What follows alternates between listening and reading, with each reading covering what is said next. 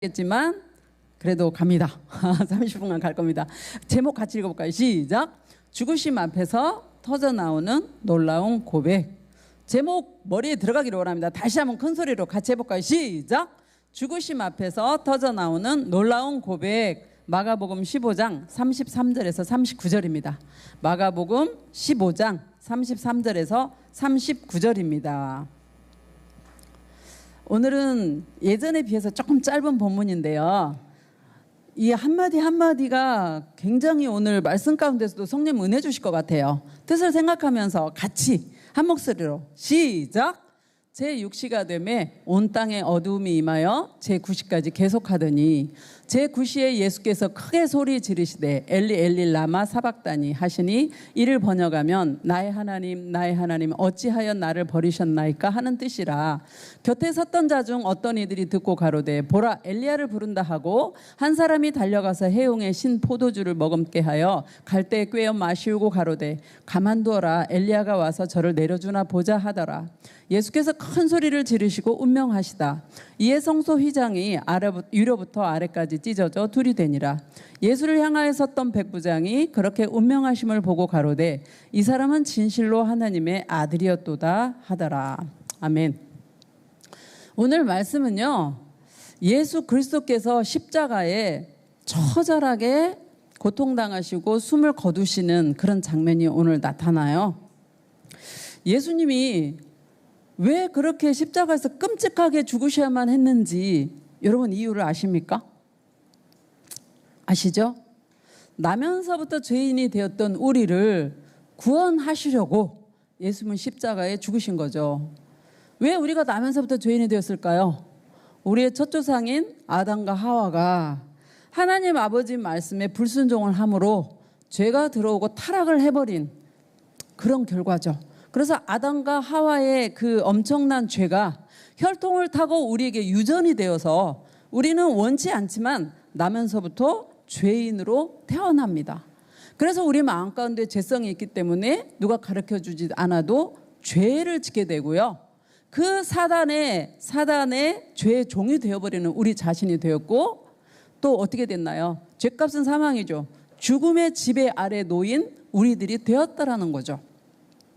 이 세상 가운데서 그렇게 죄인이 되어서 죄를 짓고 지 마음대로 살다가 하나님과의 그 거룩한 교제를 우리의 죄가 막아버려서 하나님 앞에 나가지도 못하고 그런 죄인으로 살다가 결국은 나중에 죽어서 지옥에 가는 그런 운명이 되고 말았다는 거죠. 사실 사람이 행복하려면, 사람이 구원을 얻으려면 하나님 앞에 나아가야 되거든요. 그런데 하나님 앞에 저 왔어요 라고 그냥 나가기에는 하나님의 공의가 안 돼라고 그러시는 거예요. 하나님의 속성 중에 유명한 속성 두 개가 뭐예요? 공의와 사랑이에요. 근데 그 하나님의 공의의 속성은 공정하고 의로운 속성인데, 너가 죄를 지었으면 죄값대로 사망해야지, 피 흘려야지, 하나님이 세우신 법대로, 그게 바로 공의예요. 근데 공의의 하나님은 안 된다고 받아주지를 못하는 거예요. 그런데 하나님은 공의 하나님뿐만 아니라 사랑의 하나님이세요. 그 사랑의 하나님은 우리의 죄값은 벌하되 우리를 구원할 수 있는 방법을 계획하신 거죠. 그 계획이 바로 누구시죠? 예수 그리스도이십니다. 아멘입니까? 아멘입니다. 그 예수 그리스도가 이 세상에 오셨어요. 죽음의 자리까지 하나님 아버지께서 내어주셨는데, 이 죽음의 자리까지 독생자를 내어주실 수 있는 그 하나님, 그 사랑은 우리를 사랑하시는 그 사랑의 클라이맥스가 오늘 십자가예요. 그래서 오늘은 우리가 이 십자가를 살펴보면서 죄를 철저하게 미워하는 하나님의 공의를 좀 살펴볼 거고, 그리고 우리를 구원하신 예수 그리스도의 사랑을 살펴볼 거예요. 그리고 그 공의와 사랑, 하나님 아버지의 공의와 사랑을 살펴보면서 죄의 심각성도 좀 알고 우리를 구원하신 예수 그리스도에게 감사하는, 그리고 믿음이 굳건해지는 그런 귀한 시간 되기를 축복합니다. 오늘 말씀 첫 번째 절을 좀 볼게요. 33절인데요. 이렇게 나타나죠. 제6시가 되매 온 땅에 어둠이 임하여 9시까지 계속하더니, 여기에서 여러분 제6시라는 거하고 제9시는요. 유대의 표기법이에요. 유대인의 시간 표기법이에요. 이거를 오늘 우리의 시간으로 계산하려면 플러스 6을 하시면 돼요. 지난 시간에 들었죠? 플러스 6. 그러면 문제 냅시다. 제6시는 몇인가요? 그렇죠? 12시죠. 낮 12시예요. 제9시는 몇인가요? 오후 3시죠. 그래서 보세요. 제6시가 되면은 낮 12시가 되면 낮 12시면 한번 생각해 보세요. 태양이 제일 높이 뜰 때라서 굉장히 밝아야 정상이잖아요. 그런데 어떻게 됐냐면 유대 온 땅에 어두움이 임했다라는 거예요. 무서웠을 것 같아요. 예수님은 제3시에 십자가에 못 박히셨거든요. 그러니까 우리 시간으로 9시에. 그래서 그 3시간 후에 12시에 어떻게 해요? 햇볕이 해가 빛을 잃어버렸어요. 그게 몇 시간 동안? 제9시까지 3시간 동안 해가 빛을 잃은 거예요. 세상에 이런 초자연적인 일에 안 놀랄 사람이 없겠죠. 깜짝 놀라버리는 거죠. 갑자기 어둠이 막 찾아왔단 말이죠. 그러니까 어떤 사람들은 이거를 보고 일식이겠지 이렇게 말을 해요. 이렇게 표현한 학자도 있어요. 일식 아니에요. 어떻게 하냐고요? 과학 시간에 배웠죠. 일식은 언제 일어납니까? 금음입니까? 보름입니까? 금음에 일어나잖아요. 일식은. 그런데 예수 그리스도가 십자가에 못 박힐 때는 언제냐면 6월절이고 6월절은 보름이에요. 그러니까 보름에 일식이 있을 리가 없다라는 거예요. 일식 아니에요. 이거는 마치 출애굽할 때 그 9번째 재앙하고 10번째 재앙하고 비슷해요. 여러분 한번 기억을 조금 더듬어 보세요. 이스라엘이 애굽에서 430년 종노릇을 했잖아요. 그리고 하나님의 백성으로서 이제 나가야 되는데 애굽의 바로 왕이 자기의 종들을 놓아주지를 않아요.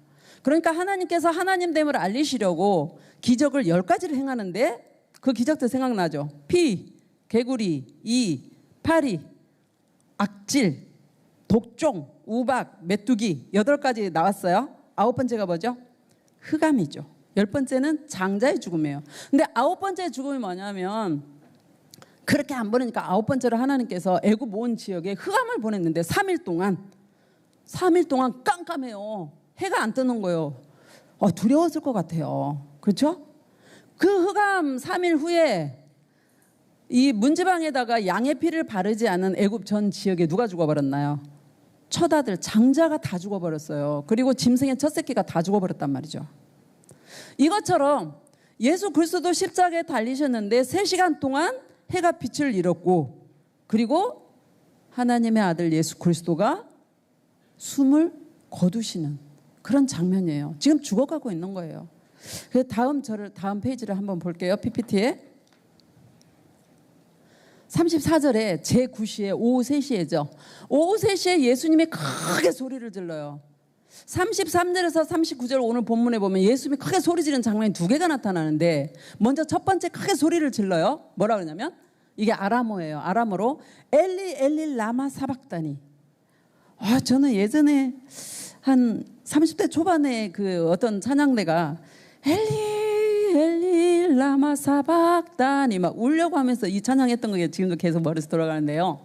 아람어로 엘리 엘리 라마 사박다니 굉장히 크게 부르짖는 거예요. 이게 뜻이 뭐냐면 나의 하나님 어찌하여 나를 버리셔요? 왜 나를 버리십니까? 이 뜻이에요. 그런데 놀라운 건 뭐냐면 예수님 죽기 1000년 전에 시편 22편 이 시편 22편이 다윗이 성령의 감동으로 기록된 시가 시편 22편이거든요. 근데 그 1000년 전에 기록된 이 시편 1절에 22편 1절에 나의 하나님 나의 하나님 어찌 나를 버리셨나이까 나오는 거예요. 시편 22편을 조금만 제가 더 설명하자면 22편은 31절까지 있어요. 근데 22편은 다윗이 성령의 감동으로 지은 메시아 예언시예요. 그래서 1절에서 20절까지는 메시아가 고통당하는 그 고통의 장면이 나타나요. 하나님한테 버림받고 고난받는 고통의 장면이 나타나고요. 21절에서 31절에는 여기 나오죠. 새 일을 이루실 하나님께 예배하며 경배드리는 소망의 내용, 찬양의 내용이 21절에서 31절까지 나와요. 그러면 시편 22편에 우리가 대입해서 보자면 예수님이 지금 큰 소리로 엘리엘리 라마 사박다니 나의 하나님 어찌하여 나를 버리셨어요? 이게 지금 시편 22편 1절에 뭐예요? 예언의 성취죠. 그리고 이제 후반부는 조금 이따 나오겠죠. 여기서 우리 하나를 생각해 봐야 될 게 뭐냐면, 예수님은 그동안 하나님을 향해서 하나님이라고 부르지 않아요. 뭐라고 부르셨을까요? 아버지라고 불렀어요. 예수님은 하나님께 아버지라고 불렀어요. 하나님이라고 부른 거는 이 십자가에 달려서 하나님이라고 불러요. 무슨 뜻일까요? 십자가에 달려있는 그 예수님은 그 고난 중에 큰 소리로 나의 하나님 어찌하여 나를 버리십니까? 라고 부르짖는데, 그 버림받는 이유가 왜 그래요? 죄값은 사망이에요. 지금 예수님이 십자가에 달리신 거는 어떤 자격으로 달려있나요? 인간의, 인류의 모든 죄가 예수님에게 지금 전가가 된 거예요. 예전에 구약에서 예수님 오시기 전에 그 인간의 죄들을 양에게 이렇게 전가시켜서 양이 죽었잖아요. 우리 모든 죄가 예수님 앞에 다 전가가 됐어요. 예수님은 그 인류의 온통 모든 죄를 지고 십자가 위에 올라가서 하나님의 진노 중에 지금 서 있는 거예요. 하나님께 잠시 버림을 받고 계신 거예요. 그 하나님은 영적으로 하나님과 예수 그리스도와 늘 이렇게 교통하고 있었는데, 그 하나님과의 교통이 끊어진 상태에서 하나님으로부터 버림받는 그 고통, 어마어마한 거죠. 예수님이 그 위에서 왜 나를 버리냐고 절규하는 거가 그냥 심정이 터질 듯한 그 육체적인 고난 때문이 아니라는 거죠. 사람들이 네가 메시아라고? 그러면 내려와봐 라고 이렇게 막 조롱하는 그 멸시 때문이 아니라는 거예요. 뭐 때문에요? 하나님 앞에서 버림받는, 영적으로 단절되는 그 엄청난 고통으로 인해서 부르짖고 있는 거예요. 이 엄청난 십자가에서 우리가 깨달을 수 있는 건 뭐냐면, 하나님은 하나님의 아들이심에도 그 엄청난 죄를 보고 지금 진노 중에서 심판을 하고 계시는 거죠. 공의의 하나님, 죄의 심각함, 이 죄를 향한 하나님 아버지의 그 심판, 무서운 걸 우리는 이 시간 깨달아야 돼요. 죄는 하나님과 관계를 끊어지게 만들어요. 근데 이 35절과 36절은 아직 읽지 않았지만, 거기에는 뭐라고 그러냐면, 사람들이 엘리 엘리 라마 사박단이라고? 지금 예수님이 엘리야를 부르나 봐. 잘 못 듣고 엘리야를 부르나 봐. 엘리야가 와서 저 예수를 내려주나 한번 볼까? 라고 엉뚱한 얘기를 그렇게 하고 있어요. 이제 다음 절을 한번 보겠습니다. 37절에 예수께서, 첫 번째 큰 소리는 언제 났죠? 34절에서 엘리 엘리 라마 사박단이죠. 기억하죠? 두 번째로 큰 소리를 칩니다. 예수님이 큰 소리를 지르시고 운명하셨어요. 지금 이게 이제 제임스 티소작의 그 그림을 여기다가 놨는데, 예수님이 이 십자가에서 큰 소리를 두 번째 뭐라고 지르냐면, 이 마가복음에서는 큰 소리를 질렀다 하면서 그 내용이 안 나와요. 그런데 병행 본문인 요한복음 19장 30절에 보면 다 이루었다 이렇게 말씀을 하세요. 그러면 요거는 다 이뤘다 이렇게 말씀하시면, 아까 시편의 후반부하고도 통하는 게, 시편 전반부에서는 고통 고난을 말했죠. 후반부는 소망이 있다 그랬죠. 새 일을 이루실 그 하나님을 향한 찬양과 소망이잖아요. 다 이루었어요. 뭘 이뤘다는 걸까요? 우리의 죄값을 다 갚았다는 뜻이에요. 다 이루었다가 신약이 쓰여진 원어인 그 헬라어로 보면, 여기 이제 옮겨왔어요. 이게 테텔레스타이예요. 헬라어 테텔레스타인데, 테텔레스타이는 상업적인 용어예요. 뭐냐면 다 갚았어, 완불했어 이 말이거든요. 그러면 예수님이 십자가에서 다 갚았어, 테텔레스타이 이렇게 말씀하시면 무슨 뜻일까요? 내가 네 대신 네 죄값 내가 다 갚았어 이 말이에요. 우리 자신에게 한번 예수님이 테텔레스타이 하는 걸 한번 말씀하시면 들어보실래요? 효영아, 내가 네 대신 네 죄값 다 갚았어. 예수님이 그러시는 거죠. 하면 자기 자신의 이름을 넣어가지고 그렇게 한번 들어보세요. 얼마나 은혜로웁니까? 다은아, 네 대신 죄값 다 갚았어. 예수님이 그렇게 말씀하고 계시는 겁니다. 다시 PPT를 보면 예수 그리스도께서 다 이루었다. 테텔레스타이. 두 번째 큰 소리 지르는 거는 다 이루었다. 이걸 알 수 있는데, 이거를 또 예언하는 데가 어디냐면 예수 그리스도가 오시기 600년 내지 700년 전에 이사야가 쓰여졌다고 몇 번 말씀드렸죠? 이사야 선지자가 이사야의 예언한 말씀 중에서 이사야 53장에 보면, 53장은 순환의 장이에요. 근데 53장에서 특별히 5절과 6절을 보면 이렇게 말씀해요. 그가 찔림은 우리의 허물을 인함이요 그가 상함은 우리의 죄악을 인함이라. 그가 징계를 받음으로 우리가 평화를 누리고 그가 채찍에 맞음으로 우리가 나음을 입었도다. 우리는 다 양 같아서 그릇 행하여 각기 제 길로 갔거늘 여호와께서는 우리 무리의 죄악을 누구에게? 그에게, 예수 그리스도에게 담당시키셨도다. 이렇게 말씀하고 계세요. 그가 찔림은 누가 찔렸어요? 예수 그리스도가 찔렸는데 왜 찔렸느냐? 우리의 허물 어떤 거요? 우리의 죄, 시기심, 욕심, 이기심, 질투심, 굉장히 많은 우리의 죄, 그것 때문에 예수님이 찔리셨다는 거죠. 그가 징계를 받으면 어떤 걸까요? 우리의 교만, 헛된 자존심, 악함, 거짓말 등등 셀 수 없는 우리의 죄악 때문에 예수 그리스도께서 징계를 받으셨다라는 얘기예요. 아멘입니까? 그래서 예수님이 십자가에서 죽고 십자가에서 부활하신 게가 복음이에요. 그러니까 복음에 꼭 들어가야 될 내용은 십자가의 죽음과 부활인 거예요. 죽음과 부활, 그 복음의 소식을 우리가 들을 때 성령 하나님께서 그 복음을 적용시켜요. 어떻게? 그래, 예수가 바로 네 죄 때문에 죽은 거야 라고 깨달음을 주는 거예요. 성령님이 우리에게 깨달음을 주시지 않으면 사람은 절대로 예수님이 나 위해서 십자가에 죽고 부활했다고 안 믿어지는 거예요, 여러분.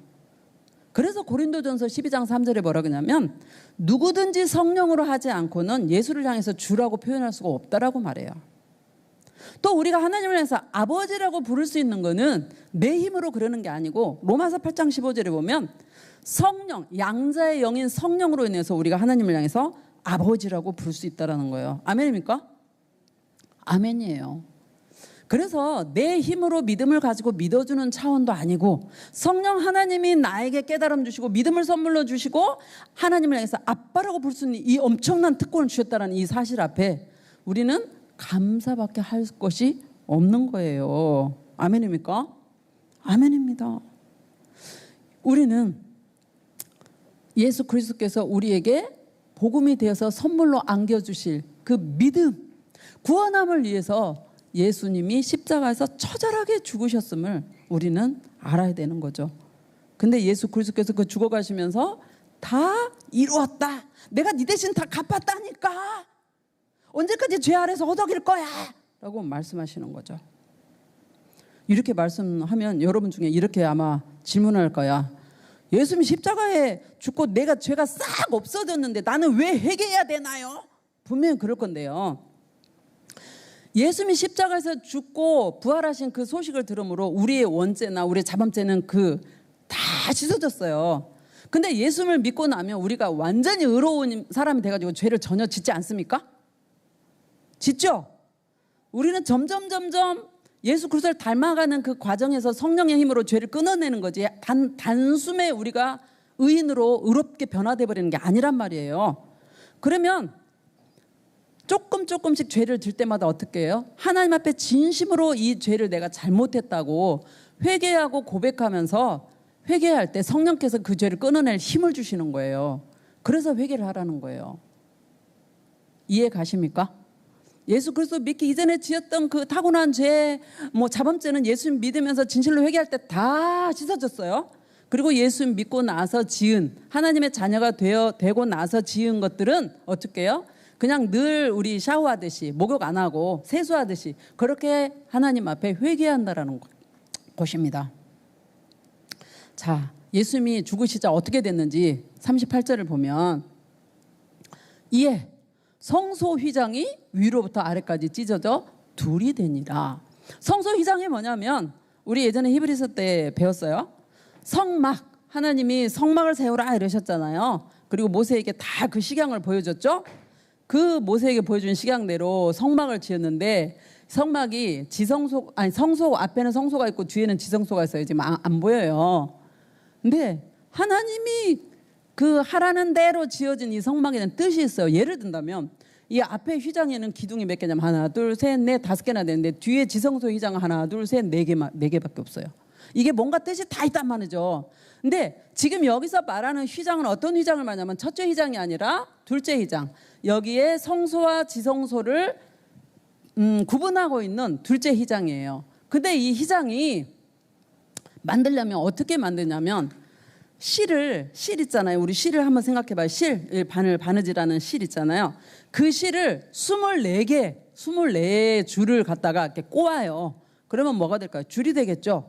그 줄을 가지고 또 몇 개의 줄을 만들면 72개의 줄을 모아가지고 섞어서 짜서 만든 천이 휘장이에요. 그래서 두께가 정확하게 9.83인가 그래요. 그러니까 10cm 가까운 그 천이 이 휘장이에요. 그래서 어떤 학자들은 이렇게 말하기도 해요. 이 휘장에 황소 한 마리씩 갖다 걸어도 절대로 찢어지지 않을 만큼 튼튼한 천이라고 그렇게 표현해요. 그런데요, 이 말은 뭐예요? 사람의 힘으로는 이게 어지간하면 찢을 수 없다라는 거지. 그런데 예수님이 십자가에서 죽으실 때 이 휘장이 위에서부터 여기 있죠. 위로부터 아래까지, 위에서부터 아래까지 쫙 찢어져 버린 거예요. 뭘 나타낼까요? 위로부터 아래까지 쫙 찢어졌다. 그러니까 원래 성소와 지성소를 가리고 있는 이 휘장은 목적은 뭐였냐면 성소는 일반 제사장까지는 들어갔잖아요. 지성소에는 누구만 들어갔나요? 1년에 한 번 대제사장만 7월 10일 속죄일에 백성들의 죄를 속하려고 들어갔던 곳이에요. 왜? 하나님의 영광, 임재가 있던 곳이 지성소거든요. 그런데 예수님이 십자가에 피 흘려 죽으심으로 성소와 지성소를 맡고 있는 휘장이 찢어져 버렸다는 것은 이제 지성소에 아무나 들어와도 된다라는 거예요. 어떤 자? 예수 그리스도의 흘리신 피를 의지하고 하나님 앞에 누구나 나와도 된다라는 거예요. 그러니까 우리는 하나님 앞에 나갈 때 두려워할 이유가 없어요. 담대한 마음으로 예수의 피를 의지하고 하나님 앞으로 나아갈 수가 있다라는 거예요. 아멘입니까? 아멘이에요. 그리고 예수 그리스도의 피로 인한 새 언약의 시대가 이제 열렸다라는 것을 의미하는 거예요. 자, 이제 39절에 보겠습니다.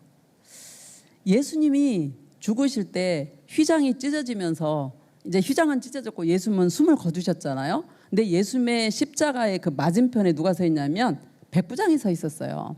백부장은 뭐 하는 사람이었냐면 여기 서 있는 백부장은 로마 황제를 향해서 주라고 부르는 그런 사람이에요. 로마 황제를 주라고 인정하고 시인하는 사람이란 말이죠. 그리고 여기 백부장이 맡았던 일은 뭐냐면 십자가에서 사람들 사형시키는 거를 지휘하고 감독하는 일을 맡은 사람이에요. 자, 못 박아. 그러면 부하들이 막 못 박겠죠. 뭐 십자가 세워. 그럼 막 이렇게 지휘하는 그런 사람인데 이 백부장은요. 십자가에서 죽는 사람을 수없이 많이 봤어요. 왜? 자기가 그 집행자이기 때문에. 그래서 십자가에 죽는 사람들이 어떻게 죽어요? 막 욕을 하고 아빠 죽었다고 고래고래 소리를 지르고 막 저주를 하고 악독한 모습으로 막 이를 갈면서 그렇게 죽어가는데 예수님은 그 사람들과 전혀 다르게 어떻게 죽어요? 비범한 모습이 있을 뿐만 아니라 그 고통을 감내하는 거죠. 감내해요. 그 고통을 감내해요. 그리고 이 백부장이 또 뭘 봤느냐? 3시간 동안 밝은 해가 빛을 잃은 그 초자연적인 역사를 봤단 말이죠. 놀랐어요. 그래서 이 사람이 뭐라고 고백하는지 볼까요? 그렇게 예수님이 숨을 거두시는 걸 보고 이 사람은 진실로 하나님의 아들이었도다 이렇게 표현을 해요. 이 사람은 진실로 하나님의 아들이었도다. 이제 저를 한번 보셨으면 좋겠어요, 여러분. 이 백부장은 로마의 황제를 향해서 주라고 시인한 사람이고 믿고 있는 사람이고 로마 황제가 신의 아들이라고 생각하는 사람이란 말이죠. 그런데 이 사람이 예수 그리스도를 보고 이 사람은 진실로 하나님의 아들이라고 고백을 해요. 이렇게 고백하면 그 옆에서 듣던 사람들이 가서 고발하면 이 사람은 위험할 수도 있어요. 위협을 당할 입장에 있다고요. 근데 이런 거 전혀 관계없이 온전히 이 사람의 삶이 180도로 바뀌는 거예요. 믿음이 딱 들어오니까 그 사람의 삶도 바뀌는 거죠. 그러면서 이 설교를 준비하는데 뭐가 안타까웠냐면, 아니 로마 백부장도 이 모습을 보고 그 의미를 생각해서 믿음을 가지게 됐는데 어떻게 구약에 계속 메시아가 오겠다고 예언을 한 그 책을 본 유대 종교 지도자들은 뭐냐고요. 안타까웠어요. 그런데 질문은 거기서 끝나는 게 아니고, 여러분, 나는 여러분들에게 묻고 싶어요. 아까 세인의 기도처럼 어려서부터 온 친구들도 많을 거예요. 그것뿐만 아니라 엄마 뱃속에서부터 아마 나온 모태신앙, 어미모자의 그 모태신앙을 잘못하면 거의 고신앙이 된 사람도 꽤 많은데, 그 슬픈 일이에요. 우리가 언제부터 교회를 나왔든지 하여간 교회에 나와서 예배를 드리고 있는데, 예배를 아무리 드려도 예수 그리스도가 나의 주님이라고 믿어지지 않는다면 그건 본질이 빠진 예배예요. 생명이 없는 예배라는 거예요. 그러면 여기 있는 친구들 자신에게 한번 물어봤으면 좋겠어요. 예수님이 나에서 십자가에서 저렇게 처절하게 고통받고 내 죄 때문에 죽으심이 나는 믿어지는가? 믿어지십니까? 아멘입니다. 이 믿음이 필요해요. 그래서 요한복음 1장 12절에는 이렇게 말해요. 영접하는 자, 곧 그 이름을 믿는 자들에게는 하나님의 자녀가 되는 권세를 주셨다, 이렇게 표현해요. 예수 그리스도가 나의 죄를 지고 십자가에서 죽고 부활하셨음을 믿으라는 거예요. 영접하라는 거예요. 목사님, 나는 안 믿어지는데요? 아무리 들어도 안 믿어지는데요? 아까 제가 뭐라고 그랬죠? 내 힘으로 믿어지는 게 아니고 성령님이 믿음을 주셔야 된다 그랬죠? 기도하셔야 돼요. 성령님, 저에게도 그 믿음을 선물로 주세요. 정말 예수님이 나를 위해 십자가에 죽고 부활하셨음을 믿어지는 그 믿음을 선물로 주세요라고 진정으로 구해야 돼요. 그리고 마음 가운데서 부인하려는 마음이 아니라 예수 그리스도에서 알아보고 싶은 마음, 하나님을 사랑하고 싶은 마음, 그런 의지를 가지고 기도하는 여러분 되기를 축복합니다. 아멘입니까? 이제 말씀을 마무리합니다. 우리 홀만팀 올라와 주시고요. 이 세상을 창조하신 하나님 아버지는 공의와 사랑의 속성을 가지신 하나님이십니다. 그 하나님은 인간을 사랑하고 인간에게 좋은 것 주기를 원하고 사랑과 교제 나누기를 원하셨지만, 아담과 하와의 하나님과 같이 되고 싶은 그 마음으로 하나님 말씀에 불순종하고 타락을 해서 그 죄는 나면서부터 우리도 혈통으로 유전이 되어서 죄인으로 태어나게 만들었어요. 이 죄인을 하나님은 사랑하셔서 우리의 죄값을 없애고 하나님의 자녀 삼으셔서 하나님과 영원히 함께 하시고자 누구를 보내셨냐면 예수 그리스도를 이 땅에 보내셨어요. 그 예수 그리스도는 우리의 모든 죄짐을 지고 십자가에 매달려서 하나님의 공의 앞에, 하나님의 진노 앞에 처절한 고통을 당하면서 죽으셨습니다. 그리고 죄값을 깨뜨리고 사망 권세를 깨뜨리고 어떻게 해요? 부활하셨어요. 예수 그리스도를 믿고 죽으시고 부활하신 예수 그리스도를 믿는 우리는 하나님을 향해서 아빠라고 부를 수 있도록 성령님이 우리에게 권세를 주셨고 예수 이름으로 기도할 수 있는 특권을 공급해 주셨어요. 그리고 나와 영원히 함께 하십니다. 아멘입니까? 아멘이에요. 그래서 나는 나 혼자가 아니에요. 힘들까요? 성령님이 나에 위해서 기도해 주고요. 나에게 힘을 줘요. 그래서 우리는 성령님 하고 찾으셔야 돼요. 성령님 우리와 동행하기를 굉장히 원하세요. 그리고 마지막으로 예수를 믿고 예전에 죄는 다 씻어버리고 새 사람이 되었지만 새 사람으로서 늘 떠오르는 생각으로 입술로 행동으로 지은 죄들은 마치 매일 세수하듯이 하나님 앞에 진심으로 잘못했다고 회개하면서 영원히 흐르고 있는 예수의 피로 씻어내는 여러분 되시기를 예수님으로 축복합니다. 아멘입니까? 아멘입니다. 이 시간 이 성찬 예수의 몸과 피를 받으면서 십자가에서 처절하게 내 죄값을 담당해 죽어가신 그 예수님의 사랑, 또 그렇게 죽음의 자리에 예수 그리스도를 보내신 하나님의 사랑에 감사하고 감격하고 내가 정말 예수 닮기를 원한다고 고백하는 마음으로 성찬을 받으셨으면 좋겠어요. 이 시간 3분 동안 진심으로 하나님 앞에 나를 택해 주시면 감사하고 믿음 없는 친구는 나에게 믿음을 선물로 주시라고 기도하시고 내가 예수 그리스도를 진정으로 생각하는 마음으로 경건한 마음으로 성찬 받게 해주시고 3분